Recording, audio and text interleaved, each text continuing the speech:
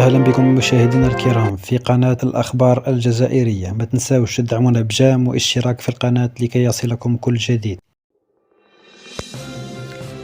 5 تهم ثقيلة تلاحق الشاب اللغز يعقوب بالحساني. أمر قاضي التحقيق لدى القطب الجزائري الوطني لمكافحة الجرائم المتصلة بتكنولوجيات الإعلام والاتصال ليلة الأحد إلى الاثنين بإيداع الشاب اللغز يعقوب بالحساني الحبس المؤقت عن وقائع النصب وانتحال صفات عدة وظائف عسكرية ومدنية. المتهم بالحساني تم إحضاره من طرف مصالح الأمن العسكري الأحد بعد تحقيق دام معه 3 أيام ليتم تقديمهم أمام نيابة الجمهورية لدى القطب الوطني لمكافحة الجرائم المتصلة بتكنولوجيات الإعلام والاتصال بالدار البيضاء الذي واجه بالوقائع المنسوبة إليه قبل أن يتم تحويله إلى قاضي التحقيق لدى نفس الجهة القضائية الذي حقق معه إلى غاية الساعة 6 مساء أمام إصرار المتهم على إنكار الوقائع، لكن القاضي حاصره بالأدلة والقرائن المتوفرة ليقرر في النهاية إيداعه الحبس المؤقت. وقد وجه قاضي التحقيق المتخصص في مكافحة الجرائم المتصلة بتكنولوجيات الإعلام والاتصال للضابط المزيف تهما